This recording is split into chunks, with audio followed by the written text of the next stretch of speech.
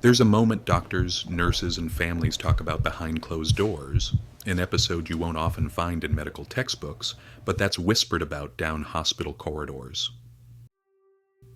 It's the time when death seems to pull back for a beat. The pain eases. The fear fades. Someone who's been unresponsive for hours or even days suddenly calms. Their breathing evens out. Sometimes their eyes open. Sometimes memories that seemed extinguished for years flare up for a short while. Families call it a miracle. Clinicians usually call it something more clinical. Today we're looking at one of death's most disputed and moving mysteries, terminal lucidity.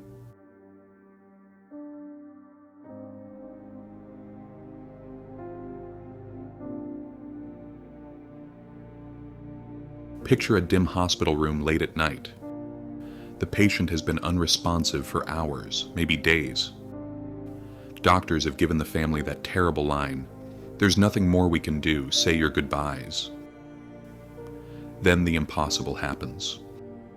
The patient wakes. Not just wakes, but recognizes loved ones, remembers names, forms clear, sensible sentences, sometimes even jokes. Everyone in the room holds their breath. Minutes later, or at most half an hour after, that person dies peacefully. What makes this so strange is that many of these patients are considered medically beyond recovery. Think of advanced Alzheimer's or dementia, people who haven't recognized their children for years, who've lost the ability to speak, whose brains show clear physical damage. Yet, in the final moments, it can be as if the disease never happened and the old self returns. Nurses sometimes call it a final rally. In academic circles, you'll most often see it referred to as terminal lucidity. This phenomenon isn't new.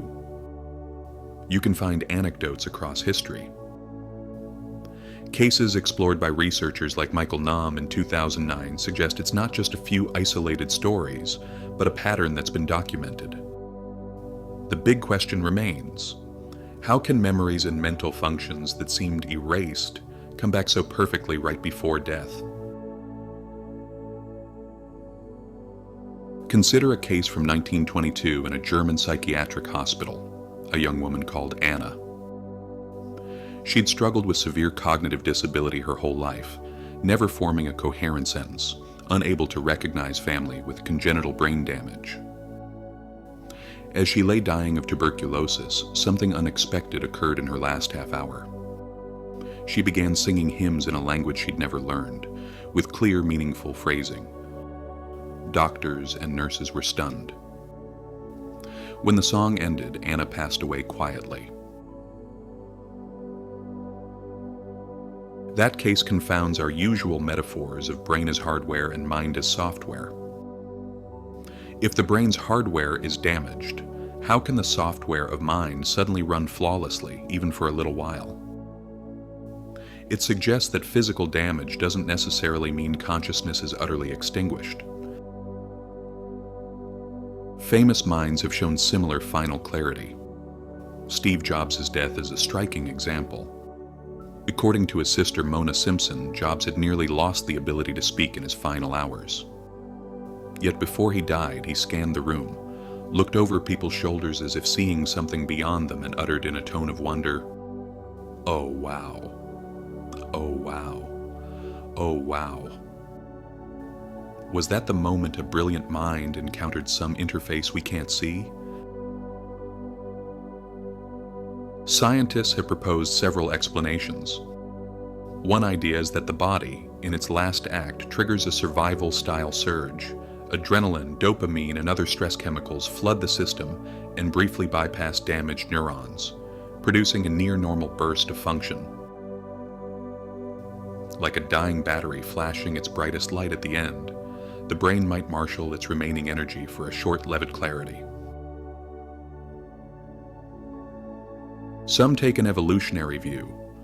Perhaps this clarity is social by design. For millennia, a dying member of a group needed to pass on vital information, warnings, or wisdom to others. This final surge could be a built-in passing the torch reflex, an evolutionary push to let the dying communicate one last time.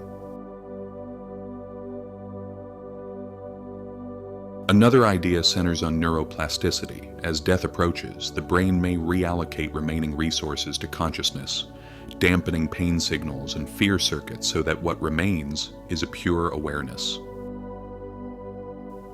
That could help explain why long-lost memories resurface, though it doesn't fully account for the reports of unknown languages or the deep meaning sometimes conveyed.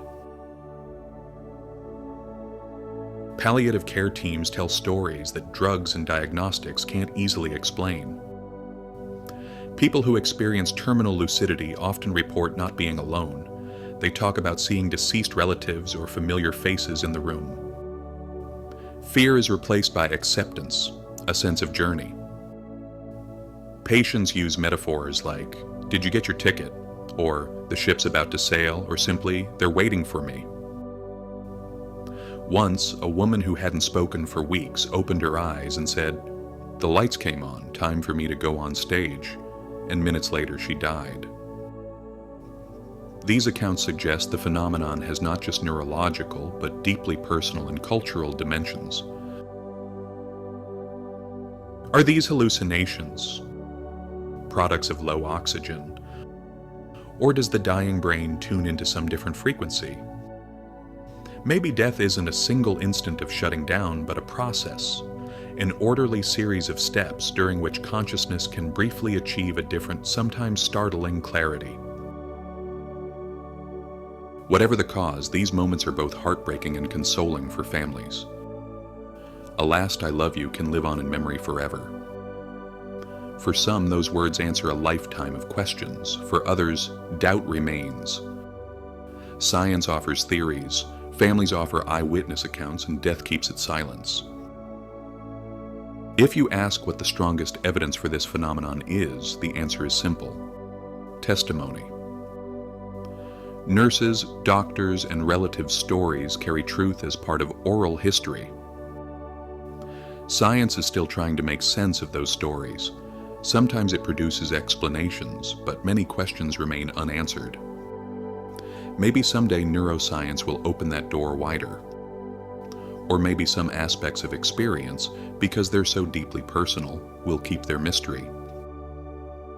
Now I want to ask you, have you ever witnessed a moment like this? Did someone you loved say something inexplicable in their final moments? Share your story in the comments.